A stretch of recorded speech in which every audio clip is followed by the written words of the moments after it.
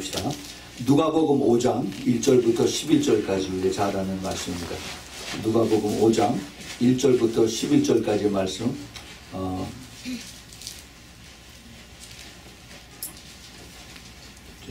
성경에 95페이지, 96페이지 여기 있습니다. 자, 찾으셔서 우리 다 같이 한 목소리 천천히 같이 읽겠습니다. 같이 읽습니다. 시작.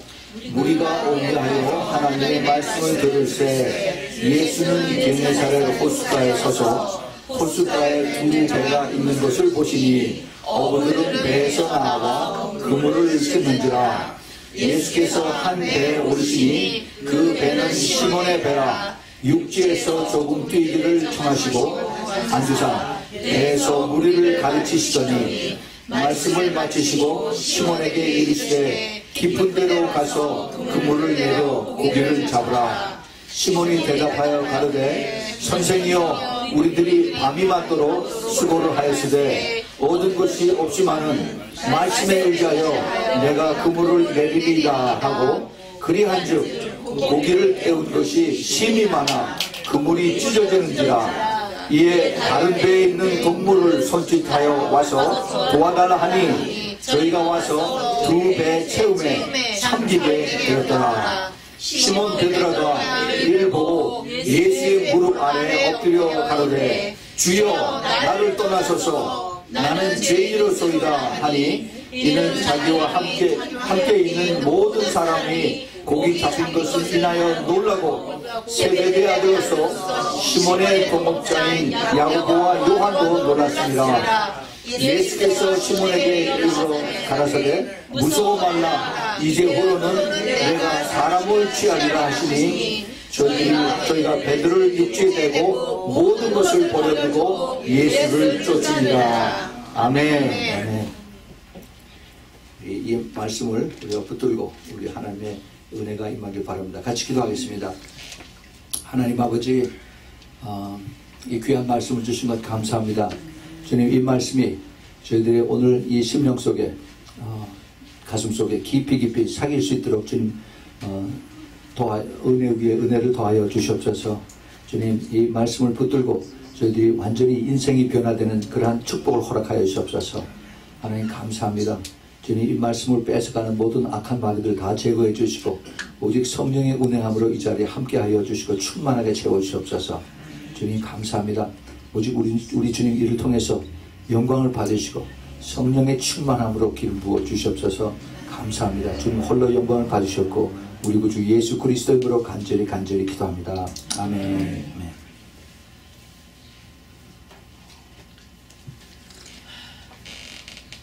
오늘 읽었던 오늘 누가복음 5장 1절부터 11절에 있는 말씀은 우리가 너무나 잘 아는 예수님께서 베드로와 그 형제들을 부르는 내용입니다. 제목을 주님의 비전을 따르는 신부라고 이렇게 정했습니다. 오늘 이 말씀을 통해서 여러분들이 하나님이 나를 부르시는 그 비전을 내가 어떻게 받는가, 무엇이 하나님 주님께서 나에게 주시는 비전인가 하는 것을 꼭 찾으시고 붙으시고 기도해서 그 비전이 이루어지길 바랍니다. 네. 이 시대에 우리 성령께서 많은 이제 그 하늘문을 열으시고 약속한 대로 성령을 불붙듯이 부으셔서 비전을 보여주시고 또 음성을 듣게 해주시고 꿈을 보게 해주시고 많은 하나님의 영적인 체험을 하게 합니다. 그와 동시에 또 사탄도 굉장히 바빠져서 그래서 이런 영적인 체험하는 사람들을 아주 혼란하게 하고 그리고 이들을 또 미혹하고 유혹하는 것들도 많이 있습니다. 우리가 이것을 잘 분별하고 무엇이 참 우리 주님께서 주시는 그러한 비전인가, 우리 주님께서 부르시는 그러한 콜링인가 하는 것을 우리가 잘 깨달아야 됩니다. 오늘 이 예수님께서 베드로와 안드레와 그 다음에 야고보와 요한을 부르는 이 주님의 콜링에 대한 그 제자들을 부르는 것에 대한 것은 그 사복음서에 다 있습니다. 그만큼 중요한 거죠. 마태복음 4장 18절서부터 22절, 마가복음 1장 16절서부터 20절, 요한복음 1장 35절에서 42절.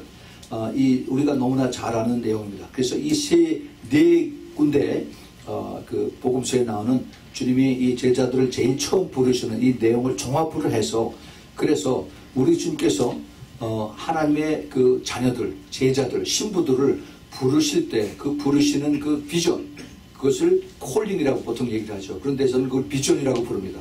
이 비전이 이것이 어떻게 우리에게 다가오는가, 내가 이것을 어떻게 분별하는가, 내가 이것을 어떻게 붙들고 주님께서 나를 향하신 이것을 내가 이룰 수 있도록 내가 따라가는가 하는 것에 대해서 말씀을 드리겠습니다. 여러분들 이것을 꼭 붙드시고 이것을 꼭 내 마음속에 새겨서 이것을 받고 그리고 결단을 하고 그렇게 따라가길 바랍니다. 예. 오늘 이 말씀은 예수님이 그 갈릴리 지역을 다니시면서 그래서 이제 회당에 들어가셔서 말씀을 전하셨습니다. 많은 사람들이 듣고 이 말씀을 듣고 새로운 그런 그 메시지에 전에 다른 랍비들이 전한 것과 같지 않아서 이 말씀을 들으려고 수많은 사람들이 쫓아다녔습니다. 많이 다니면서 그 예수님이 가시는 곳마다 이제 사람들이 옹위하다라고 해서 많이 옹위하고 무리들이 따랐다고 했습니다.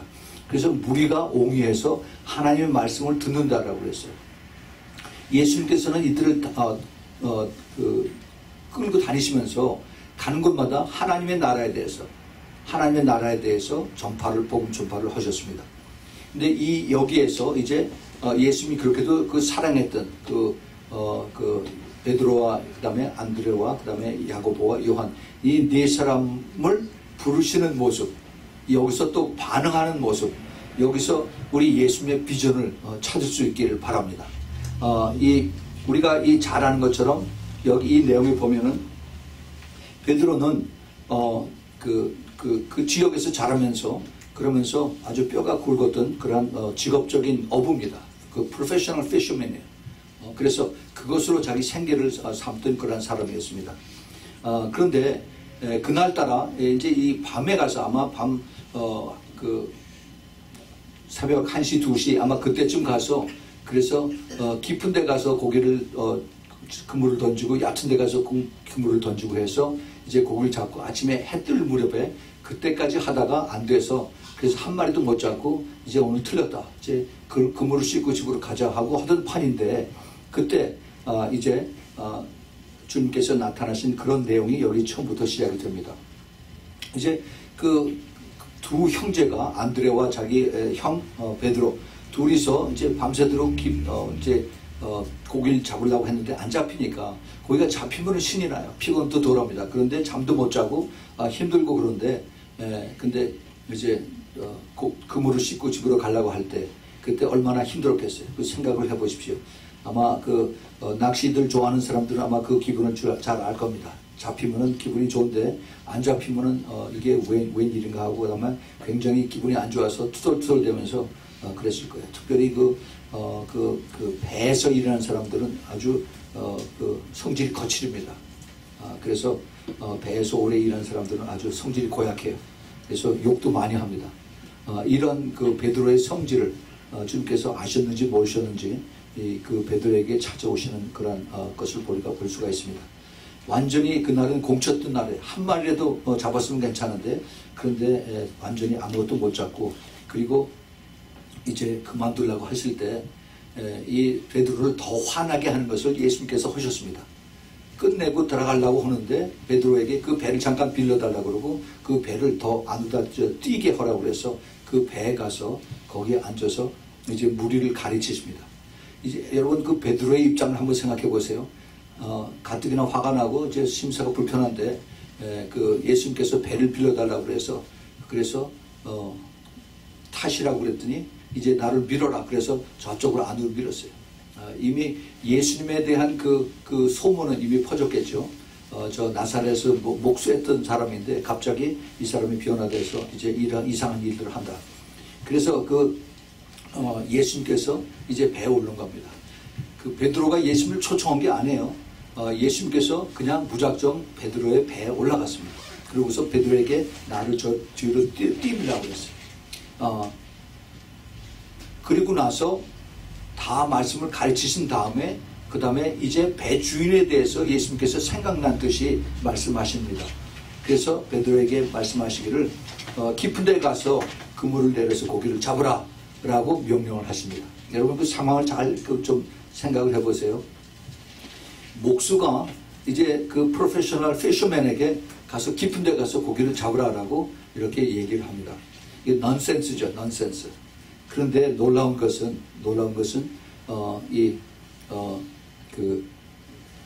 베드로가 거기에 순종을 했다는 겁니다. 순종을 했어요. 깊은 데 가서 그물을 내려서 고기를 잡으라. 그 아침에는 절대 그럴 수가 없어요.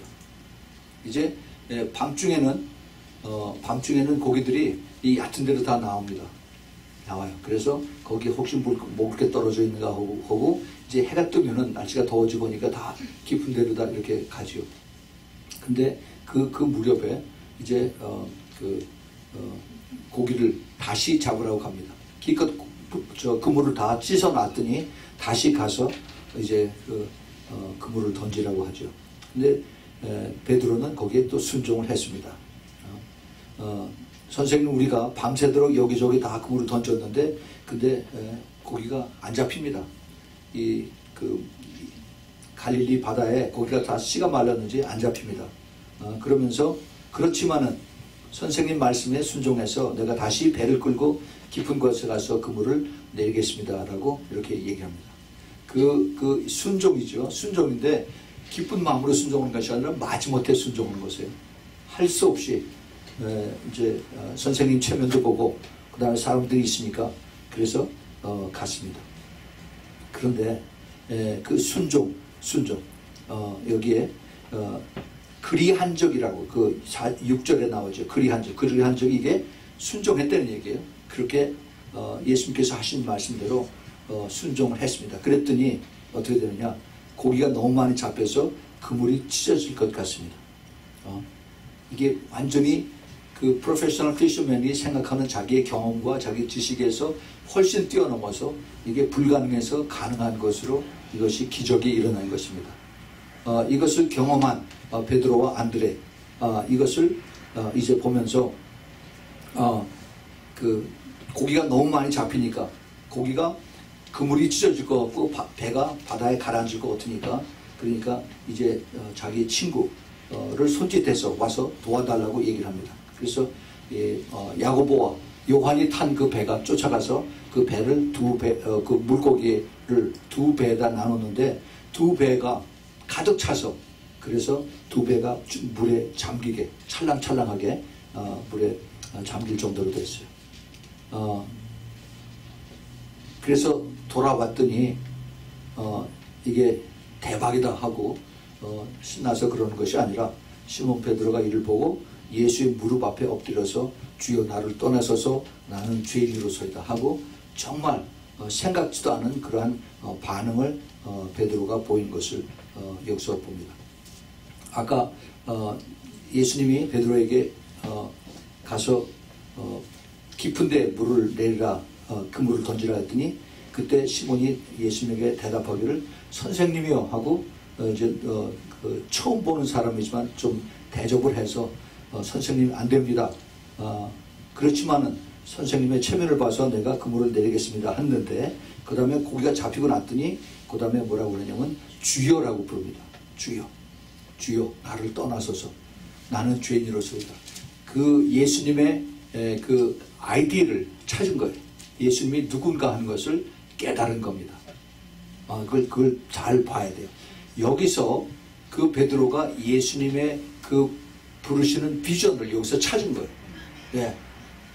이게 보통 분이 아니구나 하면서 자기가 그 자기 30세, 40세의 그 자기 일생을 그 갈릴리 바다에서 그 숱한 폭풍과 그 다음에 그 싸움과 물고기를 잡으면서 이렇게 살아왔는데, 그런데 이것을 완전히 초월해서, 그래서 본인이 생각지도 못하는 그런 그 물고기를 자기만 안 것이 아니라 자기하고 같이 일하는 그 동네 같은 그 어부들, 야고보와 또 요한까지 이것을 보면서, 그래서 이제 주님 앞에 고백을 합니다.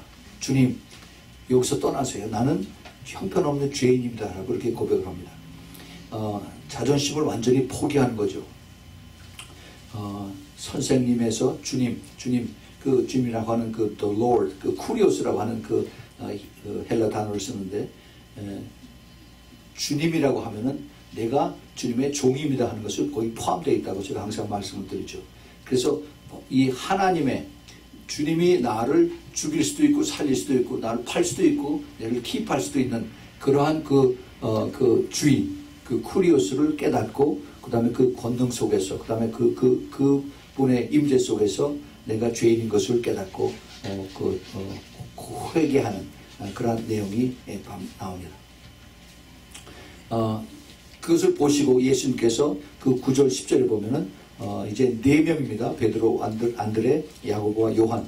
그 다음에 그 주위에 있는 모든 사람들이 다 놀랐는데 이 두 형제들이 동업자라고 그러죠. 동업자, 파트너십인데 여기 그 원래 그 원어를 보면은 코이노니라고 하는 그런 단어를 씁니다. 이것은 어떤 그 상업적인 그 파트너십보다 굉장히 친교하고 항상 친구로서 같은 동네에서 자라나고 그래서 모든 것을 같이 나누는 그러한 관계를 여기서 우리가 짐작해 볼 수가 있습니다.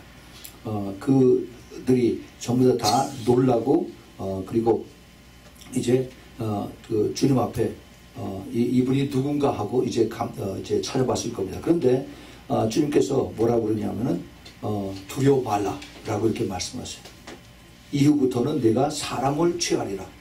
그 마태복음이나 누가복음 또 마가복음 보면 이제부터는 내가 사람을 낚는 어부가 되리라 이렇게 말씀하셨죠.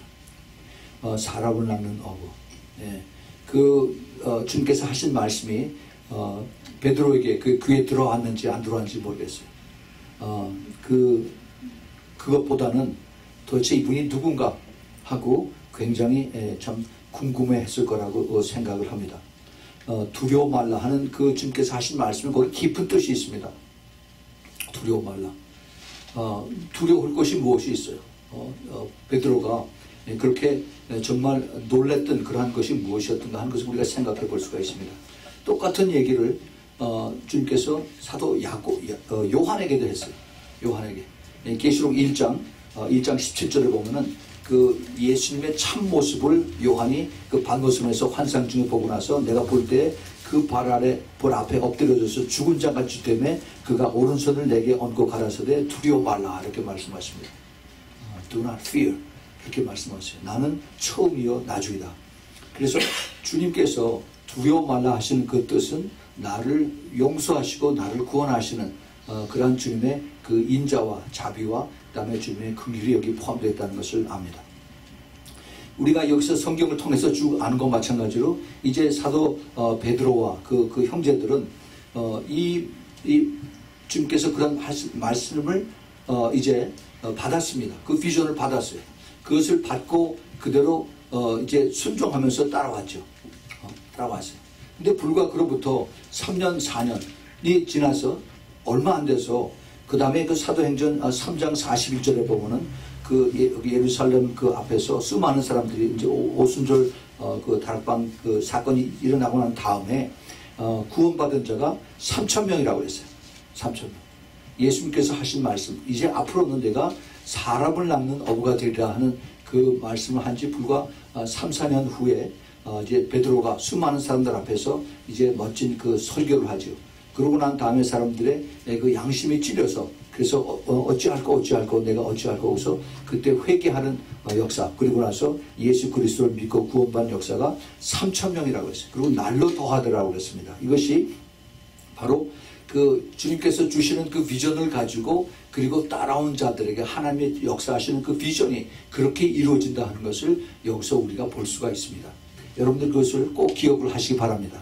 예, 이것은 우리 하나님께서 내가 어떻게 받느냐에 따라서 하나님이 그것을 더 크게 사용하실 수도 있고 거기서 그냥 사그러질 수도 있어요.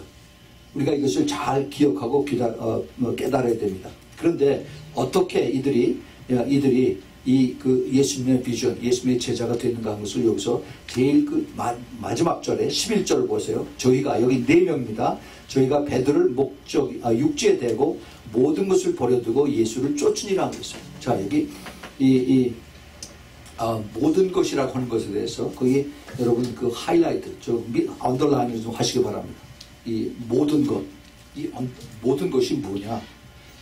여기 지금 그 포기한 것, 포기한 것이 있는데, 그 지금 2배에 가득한 펄떡거리는 생선들이 있습니다. 돈이에요, 돈. 그게 지금 가득 차서 그래서 배가 물 밑으로 가라앉을 정도인데 이것을 그냥 대박을 났는데 이것을 포기한 겁니다. 그 자리에서 포기를 했어요.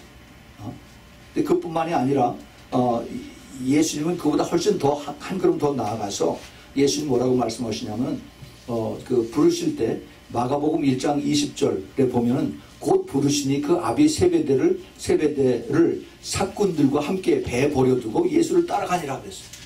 이건 말도 안 되는 얘기. 자기 아버지하고 같이 이제 아버지가 같이 그 고기 잡는 이것을 같이 도와주고 하는데 아버지와 이게 배들이 작진 않은 것 같아요. 그래서 사람을 써서 그래서 그물을 깁고 이걸 또 배를 씻고 하는 이런 일들을 하는데 같이 일하다가 자기 아버지와 일하는 간 사람들 다 내버려두고 돈도 벌어두고 사람도 벌어두고 그러고 떠납니다. 떠나요. 모든 것을 버려두고 예수를 쫓으니라. 이 두 가지를 포기했어요. 이거 굉장히 어렵습니다. 보통 그 선교사님들이 이제 선교지로 갈 때 가장 큰 고민이 이제 내가 가지고 있는 그 모든 것을 정리하고 그리고 이제 떠나죠. 그런데 가장 힘든 것이 이 부모님과 또 아이들과 뭐 이런 것들이에요. 용기 있는 분들은 아이들까지 다 데리고 가는데 그렇지 않으면 아이들과 부인은 두고 나 먼저 혼자 가서 자리 잡은 다음에 그 다음에 이제 나중에 오시오라고 얘기를 합니다. 이런 그 경험들이 있는 사람들은 이게 얼마나 힘든가 하는 것을 알아요. 나는 이것을 쉽게 모든 것을 버리고 쫓으니라 우리가 이렇게 읽었지만은 이것이 실제 나의 상황에 닥치면은 이건 정말 큰 이게 기도 제목이고 그다음에 장애물이고 그리고 이것이 참 끝까지 싸워야 되는 그런 일들입니다. 이 문제가 해결이 안 돼서 선교사로서의 그 소명을 받고 그리고 가지 못하는 사람도 여러 사람 봤습니다. 정말 이것은 그래서 예수님이 이 네 사람을 더 그렇게 사랑하는지도 모르겠어요. 그 눈앞에서 그렇게 큰 돈을 다 버리고 그 다음에 자기 형제, 아버지, 부모 다 끊어버리고 그리고 예수님 쫓았어요. 이건 대단한 믿음입니다. 대단한 순종이에요. 근데 주님께서 그것을 귀하게 보셨습니다.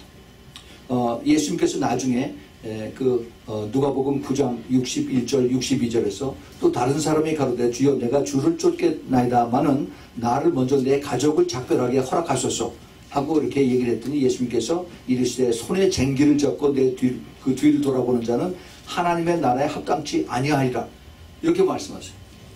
아니 예수님이 그 인간들의 정을 완전히 그렇게 끊어버리십니까? 참 이해하기 힘든 그런 말씀을 예수님께서 그렇게 하세요. 이 선택은 내가 해야 되는 것입니다. 내가 해야 돼요. 정말 어려운 선택입니다.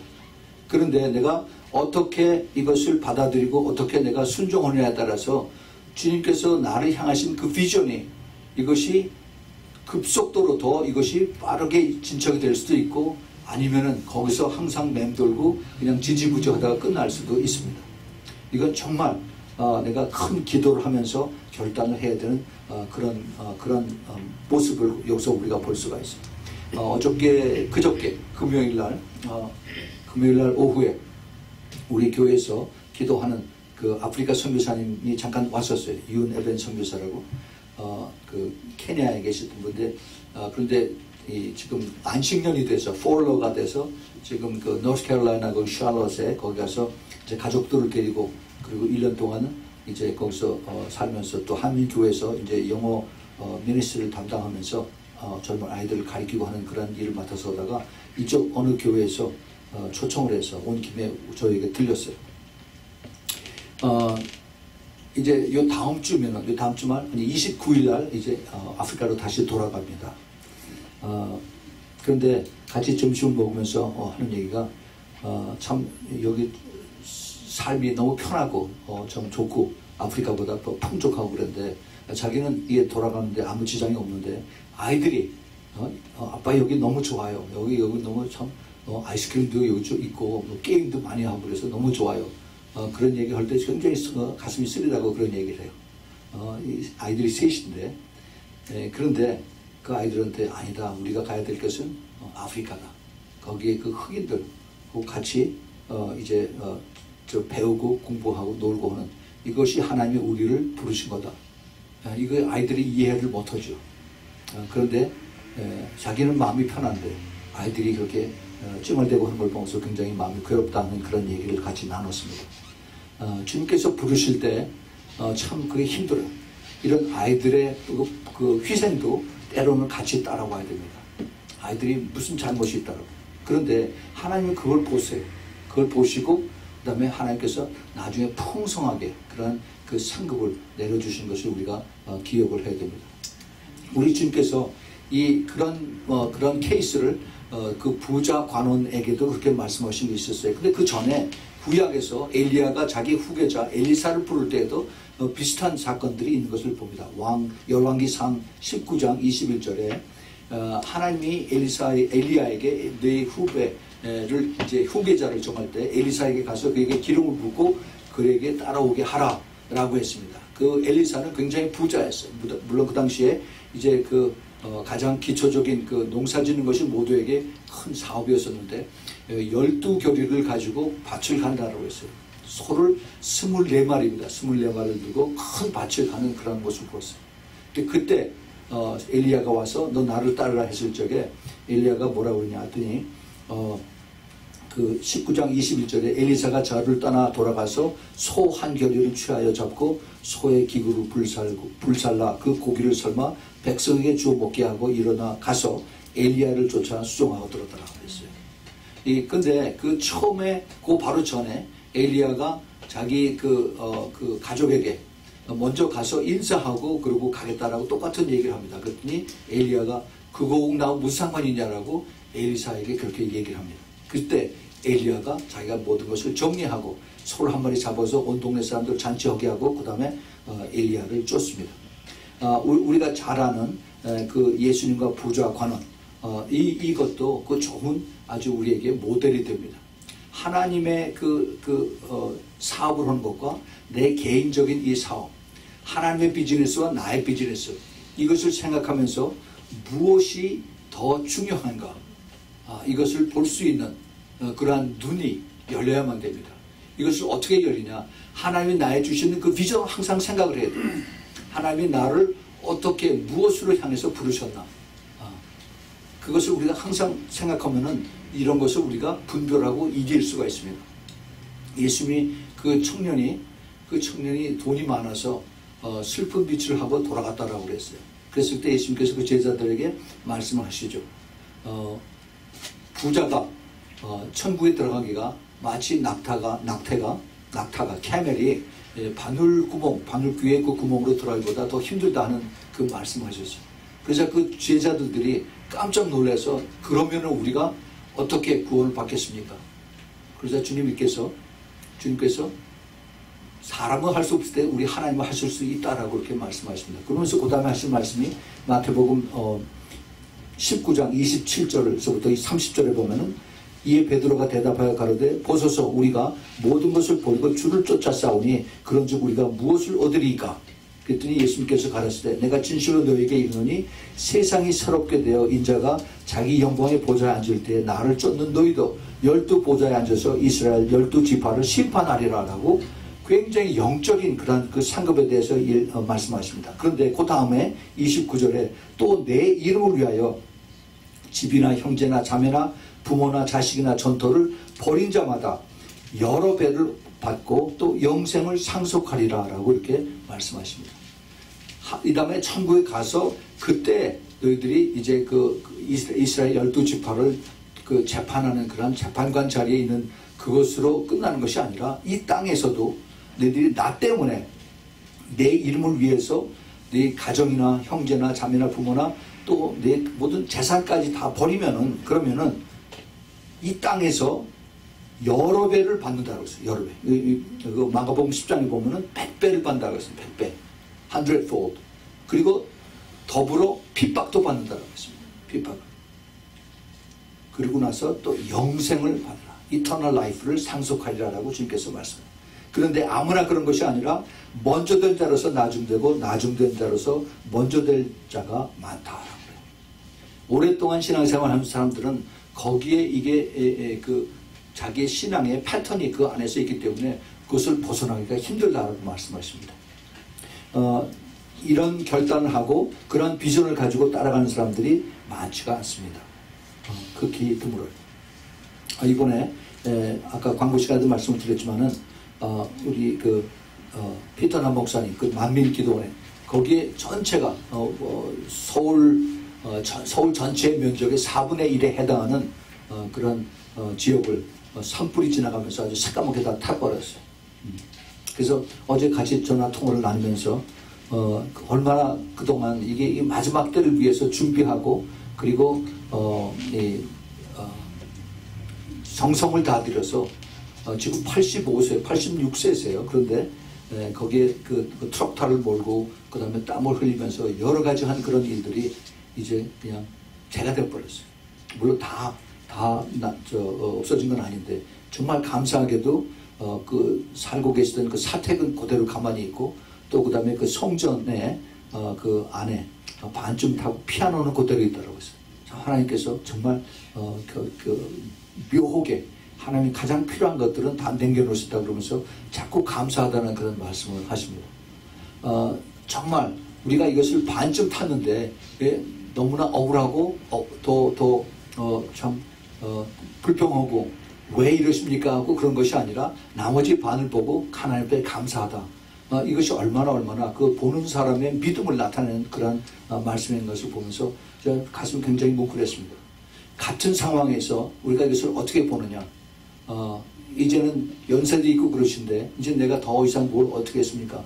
하나님한테 원망하고 하나님 난 이제 못합니다 라고 하는 것이 아니라 그래도 감사하죠. 정말 감사합니다 하면서 그 하시는 말씀을 우리가 깊이 새겨 들어야만 되리라고 생각합니다. 하나님의 그 부르심과 그 나의 반응, 하나님의 부르심과 나의 반응은 정말 내가 어떻게 반응하느냐에 따라서 하나님이 일하실 수도 있고 아니면 하나님이 딴 사람을 택해서 대신 쓸 수도 있고 그렇습니다. 우리 하나님은 능력이 없어서 손이 부족해서 나를 부르신 것이 절대 아니죠. 하나님은 여러 사람들에게 하나님께서 이렇게 던져주십니다. 이것을 내가 받고 깨닫고 그리고 나에게 따라오라. 그 참 제자로 부르시는 그러한 하나님의 모습을 여기저기서 우리가 볼 수가 있어요. 그러한 하나님의 주시는 그러한 비전, 우리 예수님이 주시는 비전을 이것을 내가 계산하고 그다음에 내 자존심과 뭐 이런 것을 다 계산해서 내가 할까 말까 하면은 그다음에 내가 마이너스가 되나 이것을 계산하는 사람들은 결국은 못합니다. 그렇지만은 우리 주님이 어떠신 분인가 하는 것을 깨닫고 그 주님을 믿고 따라가는 그 사람들을 통해서 하나님이 역사를 하십니다. 만약에 베드로가 안 됩니다. 나는 여기서 뼈가 굵은 사람인데 선생님 모르십니다. 그만두세요. 딴 데로 가십시오 하고 베드로가 불순종하고 그렇게 했더라면 어떻게 되었었습니까? 베드로도 끝나고 자기 그 안드레도 끝나고 아마 자기의 친구인 야고보와 그 요한도 거기서 끝났을지도 몰라요. 참 그 운명이라는 게 참 기가 막힙니다.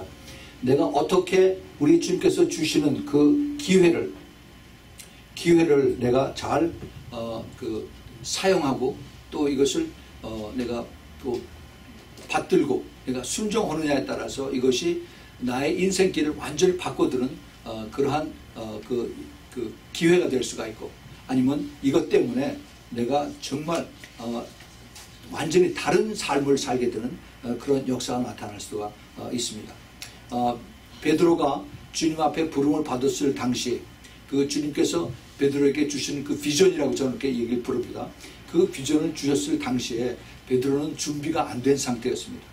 준비가 전혀 되지 않았던 그런 상태에서 그때 자기의 경험과 자기의 그 지식과 자기의 모든 아는 상식을 훨씬 뛰어넘는 그러한 그 기적을 보았고 즉시 그것을 붙잡았어요.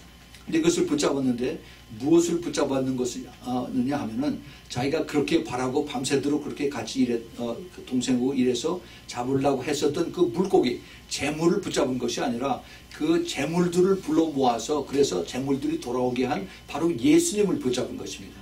그러한 여러분들이 눈이 있길 바랍니다. 이것은 우리가 평소에 내가 무엇을 쫓아가느냐, 내가 그 재물을 보고 쫓아가느냐, 아니면 그 재물을 이루게 하시는 바로 그 손길, 전능하신 그 손길을 내가 바라보고 쫓아가느냐. 평소에 내가 그것이 훈련이 된 사람들에게만 이것이 보입니다. 보여요. 우리가 좀 더 쉽게 한번 이것을 풀어서 얘기를 해봅시다.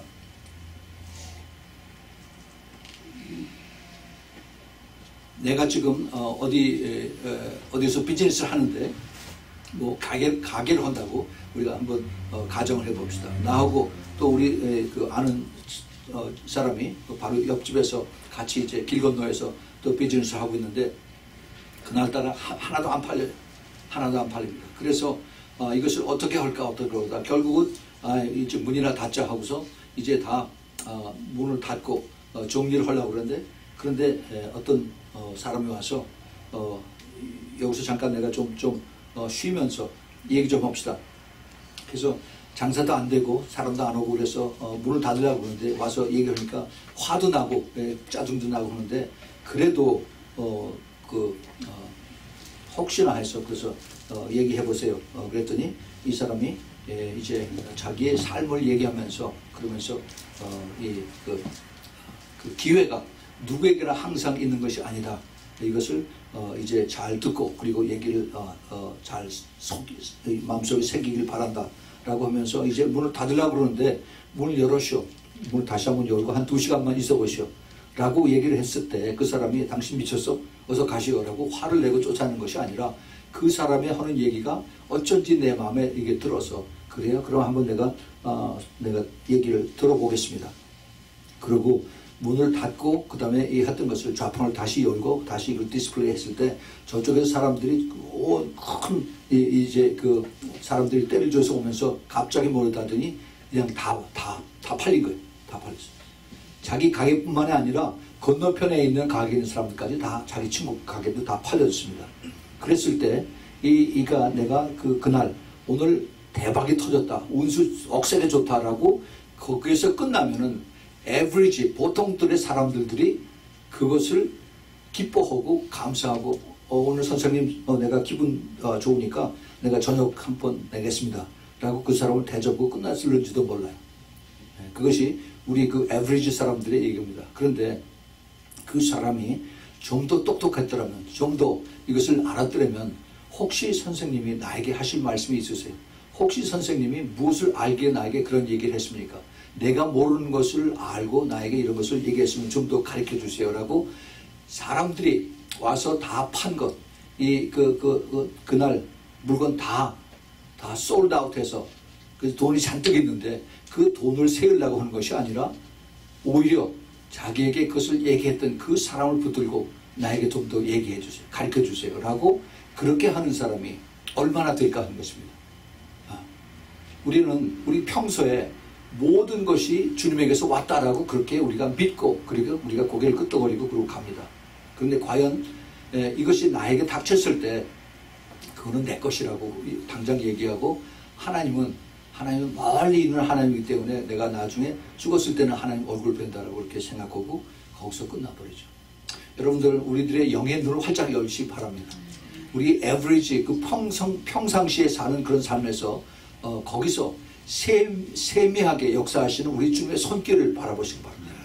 제가 언젠가 제가 한번 그런 얘기를 나눴었는데 제 동생이 제 둘째 그 남동생이 지금도 샌호세 그 연합감리교회 지금 장로인데 한 10여 년 전에 지금도 그걸 해요. 저 샌드위치를 트럭에 싣고 다니면서 팝니다. 그런데 이 샌드위치를 이제 잔뜩 아침에 실어서 제가 한번 거기 가서 봤어요. 같이 어떻게 하나 하면서 아침 새벽 6시에 나가서 트럭에 이제 거기다 콜드 샌드위치 또 그다음에 그 드링크를 잔뜩 태워놓고 그다음에 또 핫 커피도 만들어 놓고 이제 핫 그 푸드 이런 것도 준비해서 그래서 이제 떠나죠. 그래서 가면은 그 각 처에 이제 그 일하는 사람들이 브레이크 타임이 있죠. 그 시간에 맞춰서 가는 거예요. 제일 먼저 가는 게 이제 그 우체국에 가서 우체국에 그 브레이크 타임 시간이 딱 돼 있어요. 그 시간을 맞춰서 가서 잠깐 열어놓고 그걸 다 풀게 하고 또 닫고 나서 그다음에 또 그 다음 번에 가서 이제 그 브레이크 타임에 맞춰서 가고 그런 겁니다. 그게 그게 하는 일이에요. 그렇게 쭉 한번 돌고 다 팔고 그러고 오는데 그런데 그날 어느 날 가는데 세 사람이 나왔어요. 그 바로 옆에 한 사람이 세 사람이 왔어요. 근데 이 사람 얘기가 그 미국 여자인데 그 트루디라고 지금 제가 기억이 납니다. 트루디라고 하는 여자인데 그 원 주인이 베케이션을 가는 바람에 이 여자에게 이것을 맡기고 그러고 갔어요. 이 여자는 아무것도 잘 몰라요. 그래서 이 여자가 좀 도와달라고 그래서 얘기를 하다 보니까 이 여자가 크리스찬이에요. 그래서 그럼 내가 도와주게. 그래서 한참을 다 도와줬더니 시간이 훨씬 지났어요. 그 브레이크 타임에 맞춰서 가야 되는 그게 훨씬 다 지난 겁니다. 그래도 어떻게 뭐 할 수 없죠.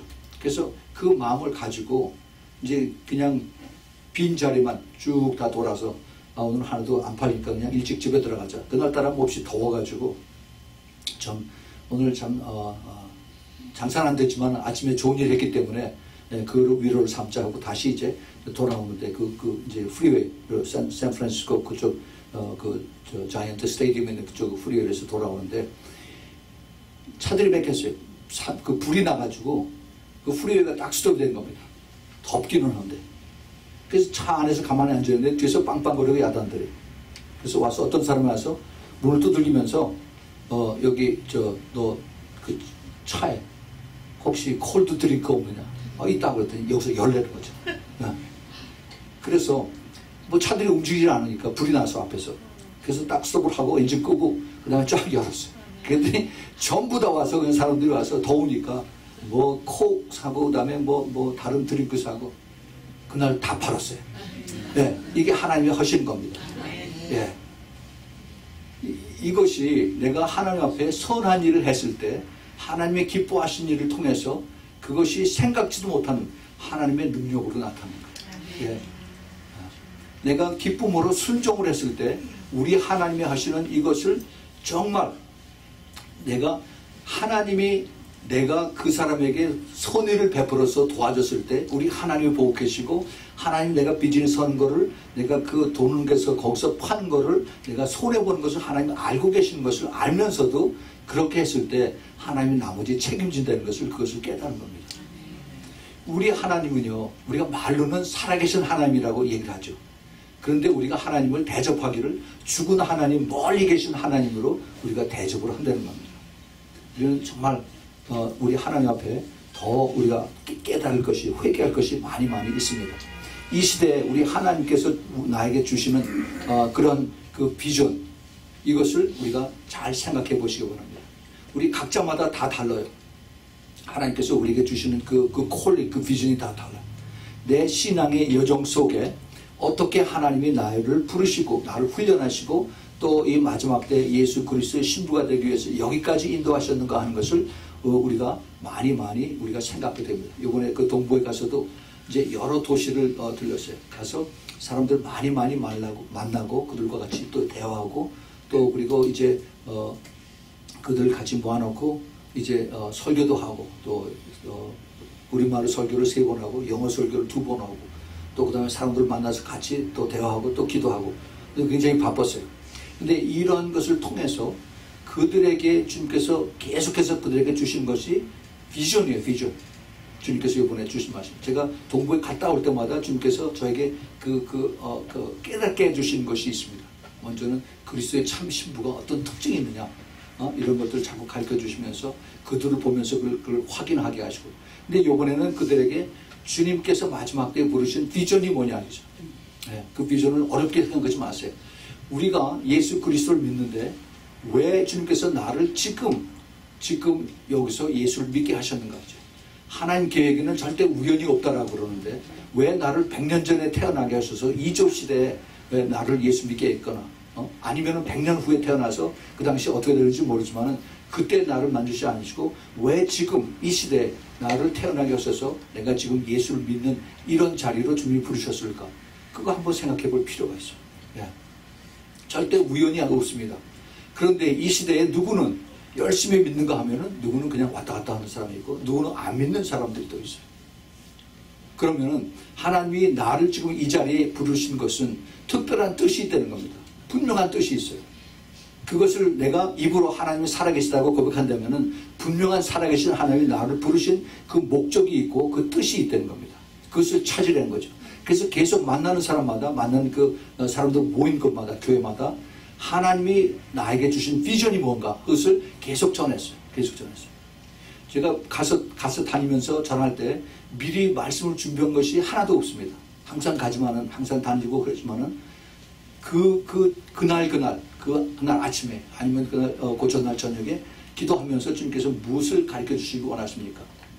그리고 계속해서 주님께서 그 주신 말씀이 그 비전이라는 거예요. 근데 말씀은 또 딴 데에서 다 주셔서 그래서 그걸 다 비전으로 연결시킨 것을 제가 보고 깜짝 놀랐습니다. 아, 주님께서 마지막 때 이 비전, 이 콜링, 부르심 이것을 주님께서 이렇게 하신 거예요. 특별히 그 아주 어려운 사람들이 많아요. 고난 중에 항상 전에도 그랬지만은 그 고난 속에서 하나님이 나를 부르신 이것은 절대 우연이 아니는 거죠. 그 고난이 그냥 내가 죽을 때까지 참 힘들고 어렵게 이렇게 얻어맞아가면서 이렇게 사는 것이 아니라 그것이 아니라 하나님이 나를 훈련시켜서 그래서 하나님의 쓰기에 적합한 그러한 그릇으로 만드는 하나님의 계획이 있다는 것을 우리에게 가르쳐 주신 것입니다. 그래서 그걸 확인시켜주고 했더니 이제는 그 근심과 두려움과 걱정에서 얼굴이 피어지는 거예요. 아, 그렇군요. 이제는 내가 생각을 바꾸겠습니다. 그러면 내가 하나님이 지금 내 처해 있는 이 어려운 것을 내가 이길 수 있는 소망이 있습니다. 라고 그렇게 다시 이제 마음을 고쳐먹고 기도하는 그런 사람들로 주님께서 이렇게 인도를 하셨습니다. 그래서 특별히 이렇게 우리가 현재 어려운 가운데 내가 몸이 아프고 또 그 인간 관계가 나쁘고 또 가정에서 또는 그 사업장에서 또 재정에서 이런 힘들고 어려운 이런 것이 있을 때 하나님 부르시는 것은 우리가 더 집중해서 정말 100% 집중해서 주님께서 나를 왜 이 자리에 모아셔서 그래서 나를 힘들게 하실까 하는 것을 찾아야 됩니다. 그걸 찾아야 돼요. 그것을 찾지 못하면은 그 굉장히 나에게 큰 손해가 있을 수가 있습니다. 그래서 이들이 하나님의 주시는 그 비전을 가지고 그리고 이제 그걸 붙들고 갑니다. 지금부터 한 10년 전에요. 10년 전에 제가 남미에 저 혼자서 이제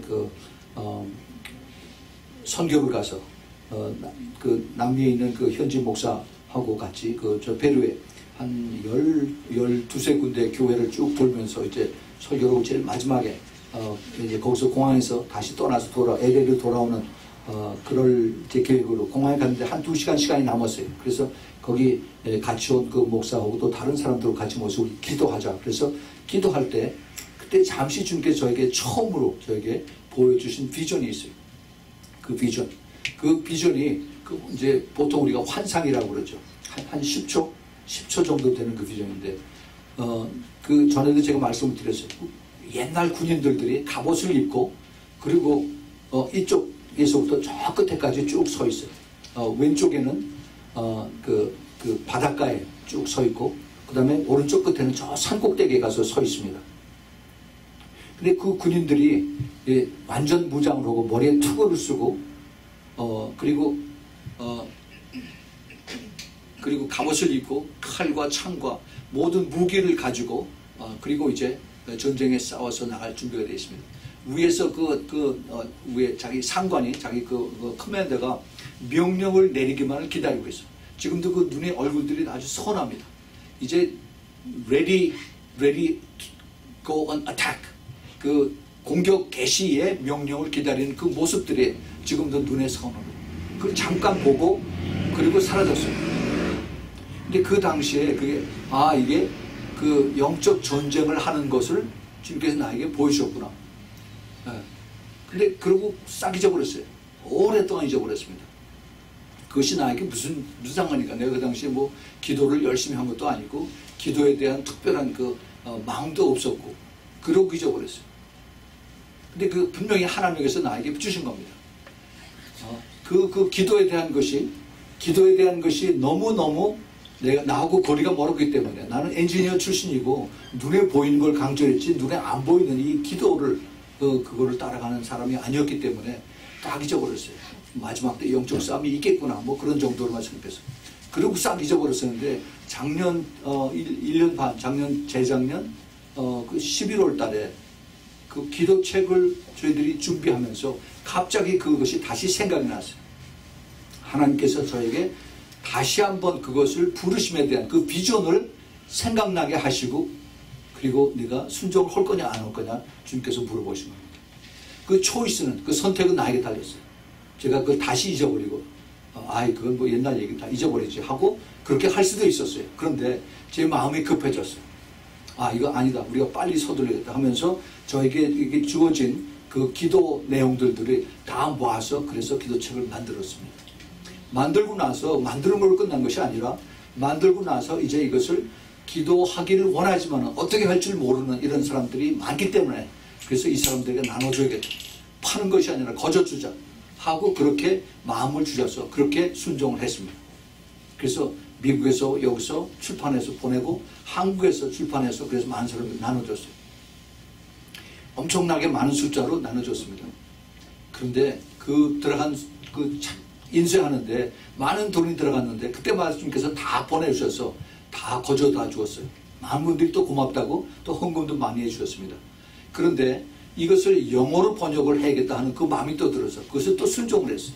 쓸 때 작년 4월에 그 우리 교회 그때 나왔던 그 캐서린 집사님하고 딸 단비하고 같이 그래서 기쁨으로 맡아서 해서 영어책이 나왔죠. 그 이후에 주님께서 계속해서 여러 나라말 번역이 돼서 지금 10개국, 12개국으로 지금 계속 번역이 되고 있습니다. 저기 사로마시 목사 그 파키스탄에서 지금 자기가 잘 아는 자기 형제 중에 아라빅 랭귀지를 하는 사람, 모슬렘들이 다 쓰는 그 아라빅 랭귀지를 하는 사람이 있어서 지금 번역을 한다고 해서 저희가 허락을 했어요. 우리가 돈 보내줍니다. 그래서 보냈습니다. 하나님께서 우리에게 이러한 것을 자꾸 연결시키는 것은 하나님의 비전을 우리에게 더 구체적으로 가르쳐 주는 거예요. 그때마다 내가 선택을 할 수가 있어요. 내가 순종하느냐 아니면 순종하지 않고 그냥 알았다 내가 기도하면 하고서 그냥 넘어가 버리냐. 그 선택을 우리가 잘해야 돼요. 하나님이 이런 것을 가르쳐 주시고 불어주신 것은 하나님의 계획이 있기 때문이라는 겁니다. 그래서 이제 이것을 가지고 이제 우리가 더 큰 하나님의 비전을 찾아서 우리가 하는 겁니다. 이제 그것이 점점 더 구체적으로 이루어져요. 이제 내년에 저에게 주시는 그 지금 그 비전이 있어요. 하나님 주시는 그 감동이 있습니다. 이제는 우리 그 기도 네트워크에 이제 지금 여러 군데로 이게 연결이 되고 퍼져나가는데 이것이 우리가 이제 리저널 컨퍼런스를 하려고 그래요. 그래서 동부에서 서부에서 그다음에 한국에서 또 아시아에서 그다음에 아프리카에서 그래서 이 기도 그 리저널 컨퍼런스를 통해서 그래서 이제 우리 기도의 네트워크가 다시 이루어지고 그들이 이 기도를 가지고 그다음에 이제 그 기도에 불을 붙이는 겁니다. 이거 하는데 이제 돈도 많이 필요해요. 근데 하나님께서 하세요. 이것을 여러분들에게 돈 달라고 그러는 거 절대 아닙니다. 하나님께서 하세요. 여러분들이 그거 가지고 기도하면 여러분들이 축복을 받는 것입니다. 하나님께서 이것을 통해서 하나님의 그 비전을 주시는 것은 하나님이 이루시겠다는 그 약속입니다. 그것을 우리가 그걸 볼 수 있어야 돼. 누가 이걸 하느냐? 우리 예수님께서 그 제자들에게 마태복음 16장에서 그 사람들이 나를 뭐라고 그러냐라고 물어보죠. 더러는 우리 하나님의 선지자요 엘리야라고 합디다. 그러냐? 그 주님께서 너는 나를 누구라고 하느냐? 아주 중요한 질문을 던지십니다. 그랬을 때 베드로가 주는 그리스도시요 살아계신 하나님의 아들이니다라고 대답하죠. 베드로뿐만이 아니라 나머지 그 11 제자들도 똑같은 대답을 해야 되는 것입니다. 나는 지금 예수님을 어떻게 알고 계십니까? 그냥 내가 말로만 살아계신 주님, 살아계신 하나님이라고 내가 그렇게 고백을 하느냐? 아니면은 정말 전지전능하신 Almighty, Omnipotent, Omniscient, 정말 전지하고 전능하신 그러한 살아계신 나의 하나님이라고 여러분들이 그렇게 고백을 하시기 바랍니다. 아멘. 그러면은 내가 멀리 있는 막연한 추상적인 우리 예수님이 아니라 나하고 그렇게 가깝고 내가 걸을 때 내 옆에서 같이 걸으시고, 그 다음에 내가 밥 먹을 때 옆에서 같이 나오고 같이 식사를 하시고, 그 다음에 내가 찬양할 때 주님께서 옆에서 기뻐 받으시는 그러한 예수님의 관계가 되는 것입니다. 그러한 그 관계, 그러한 비전이 이제 주님께서 우리에게 더 큰 일을 이루시기 위해서 우리에게 가까이 다가오신다는 겁니다. 그래서 여러분들 이것을 마음판에 깊이 새기세요. 오늘 제가 이 설교를 CD를 가져가서 계속 들으세요. 주님께서 왜 이것을 나에게 말씀하시는가? 나에 대한 비전이 뭔가? 그냥 집에서 설거지만 하고 그냥 애 키우고 그러고서 그냥 끝나는 것인가? 그리고 교회나 가면 됐지 뭐. 그렇게 하면은 그게 뭐예요? 먼저 된 자가 나중되고 나중된 자가 먼저 된 자. 그것으로 끝나는 거예요. 먼저 된 자. 오랫동안 신앙생활 했어도 항상 그게 그턱이에요. 발전도 없고 변화도 없고 그냥 가서 앉아다가 졸다 오고 그게 끝나는 거예요. 그런데 정말 이것을 내가 계속 들음으로 인해서 내가 마음판에 새기고 새롭게 선생님이 주님이 되고 그리고 이제 살아계신 하나님이 되고, 그래서 그것이 나에게 더 구체적으로 올 때 바로 이것이구나 하는 것을 내가 깨닫게 되는 것입니다. 히브리서 12장 2절에 믿음의 주여 또 온전케 하시는 이인 예수를 바라보자 라고 이렇게 히브리서 기자가 말합니다. Fix your eyes on Jesus.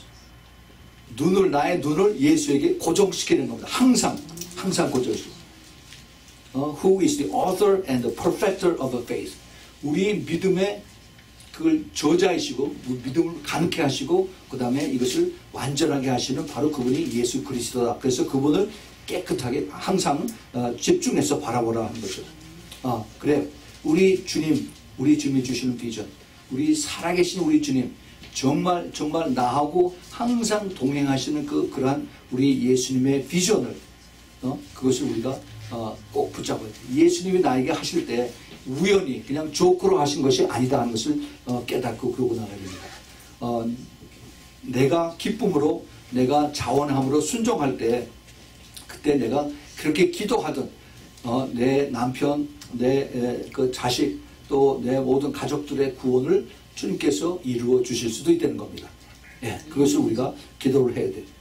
내가 혼자 주님 앞에 순종했을 때 나머지 그 네 사람이 모든 사람이 세 사람이 예수님의 제자가 된 것을 우리가 잘 알게 되죠. 왜 제가 자주 리피트해서 말씀을 드리지만 왜 이 시대에 주님께서 나를 이것을 듣게 하셨는가? 왜 이 시대에 똑같은 얘기인데 누가복음 5장에 똑같은 얘기인데 예수님께서 제자들을 부르신 얘기를 또 듣게 하셨을까? 그것을 우리가 여러분 깊이 생각을 해보시면서 하나님께서 나를 택하시고 이 마지막 때 그리스도의 신부가 되게 하기 위해서 하나님의 계획이 있는데 어떻게 이것을 하나님께서 이 비밀들을 나에게 이제 비전으로 가르쳐 주시는가 하는 것을 여러분 그것을 찾아야 돼요. 이것이 이제 보물찾기.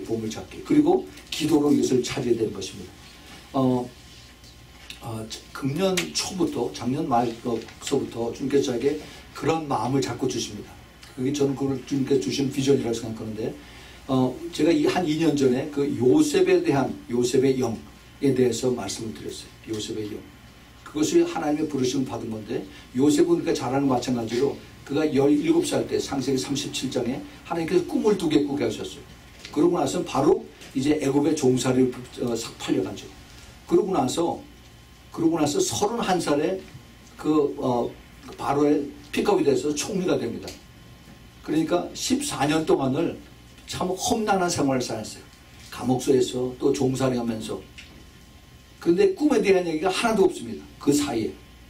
그런데 그러고 나서 자기 형들이 자기에게 찾아왔을 때 이제 흉년이 풍년 7년이 지나고 흉년 2년이 지나고 나서 그러니까 9년이 지나고 나서 9년 내지 10년 그러니까 거의 41살 때 17살 때 집을 나가서 41살 때 그러니까 거의 24년 지나고 나서 그때 형들 만나서 그 꿈 얘기를 그때 합니다. 그 당시에 하나님께서 나에게 이런 것을 보여주셨을 때 하나님의 은혜가 나에게 임해서 그래서 내가 나를 위한 것이 아니라 당신들을 위하고 우리 아버지를 위해서 온 우리 히브리 백성들도 70명을 이렇게 살리기 위한 하나님의 계획이 있었다는 것을 그때 깨달았다고 얘기를 합니다. 그래서 그 꿈이 이루어진 겁니다. 우리 하나님께서 이게 오래전에 있었던 그런 얘기가 아니라 마지막 때 하나님께서 우리를 향한 그런 뜻이 있다면 하나님의 엄청난 그 계획이 있는 겁니다. 내가 돈이 있고 은행에서 연줄이 있고 그 다음에 어떤 그 인맥이 있어서 그래서 내가 비즈니스 할 때 은행 돈 가지고서 내가 장사하는 것이 아니라 하나님이 주시는 그 비즈니스 아이디어를 가지고 그 비전을 가지고 하나님이 하시면은 능치 못한 일이 없다는 것을 우리가 그런 비전을 가지고 그렇게 해야 되는 것입니다. 지금 그런 것을 가지고 기도하는 사람들이 있어요. 동부에서 이번에 가서 만난 사람도 있고 또 우리 한국에서 가지고 벌써 오랫동안 기도한 사람들이 있습니다. 하나님 분명히 이런 마음을 주셨을 때 내가 작은 비즈니스지만은 내가 하나님의 영광을 위해서 온전히 올인해서 내가 주님 앞에 영광에 쓰임 받으리라 하는 것을 가지고 기도합니다. 제가 이런 사람들을 모아놓고 어떻게 하나님의 그 economic blessing, 하나님의 그 재정의 그 축복, 하나님의 그 꿈을 이루실 것인가 하는 것을 주님께서 자꾸 그런 마음을 주세요. 그래서 제가 다음에 한번 그 사람들을 만나면은 그 사람들 따로 모아서 그래서 이것에 대한 제가 한번 세미나를 한번 하려고 그래요. 정말 하나님이 숨겨놓은 그런 비밀들이 있어요. 이것을 우리가 잘 깨닫고 그리고 우리가 순종하고 절대 포기하지 않아요. 이게 예수 그리스도 이름 때문에 하는 건데 그러면은 이것이 순탄하느냐? 절대 그렇지 않습니다. 핍박이 아까 온다고 그랬어요. 그 대신 핍박이 오는 대신에 100배로 이것을 주님께서 약속을 하셨습니다. 그러나 내가 이 땅에서 이것을 내가 잘 살고 그 다음에 내가 유명해지는 것이 아니라 하나님의 때문에 하나님의 말씀 때문에 순종해서 하나님의 영광을 위해서 한다면은 그러면 내가 주님 앞에 섰을 때 그때 나에게 큰 영광으로 임한 것을 내가 바라보고 나가는 그 비전을 가지고 나갈 때 하나님이 쓰시는 것입니다. 내가 이것을 자꾸 조그만 것에 욕심내고 그리고 탐내고 하면은 그러면 처음부터 그만두는 것이 나아요. 우리 주님은 우리를 더 크게 되길 원하십니다. 주님께서 우리에게 대하신 그 기대가 크십니다. 그래서 이제 주님이 살아계심을 믿으면은 그러면 이제 주님이 주시는 그 비전도 믿어서 그래서 순종하면서 기도하면서 그래서 그 영원한 기업을 가지고 이제 주님 앞에 올려드릴 수 있는 그러한 기업으로 이제 하나님이 축복을 해주시는 것을 깨닫고 나아가는 여러분들이 되길 꼭 부탁을 드립니다. 우리 같이 기도합시다. 하나님 아버지, 오늘 너무나 중요하고 귀한 말씀을 저희들에게 주셨습니다. 하나님의 계획에는 절대 우연이 없는 것을 저희들이 알기에 이 주님의 부르심, 그 주님의 비전을 저희가 더 귀하게 생각하고 이미 오래전에 내가 그것을 받았더라도 다시 한번 주님께서 생각나게 하셔서 그래서 이것을 가지고 끝까지 다시 한번 그 열정을 가지고 그 기도하면서 그것이 주님이 주시는 그 비전이 나를 통해서 이루어지는 역사가 나타나게 허락하여 주시옵소서. 주님, 저희들 힘없습니다. 가진 것도 없습니다. 그러나 우리 주님께서 함께 하시면 능치 못한 우리 주님의 능력을 저희들이 알기에 이제 다시 한번 주님 앞에 나가서 그 비전을 다시 되찾고 그리고 그것을 가지고 기도하는 우리 모두 되도록 주님 축복하여 주시옵소서.